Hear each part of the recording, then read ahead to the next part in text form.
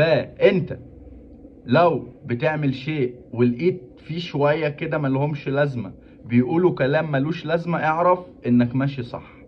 دي اول حاجة. تاني حاجة، انا قبل ما اكون الانسان اللي انا عليه دلوقتي ده اشتغلت حداد، اشتغلت نجار، اشتغلت قهوجي، اشتغلت في محلات كتير جدا، اشتغلت سواق توك توك، اشتغلت مصور، اشتغلت ممثل في كاستنج، اشتغلت حاجات كتير جدا جدا جدا جدا.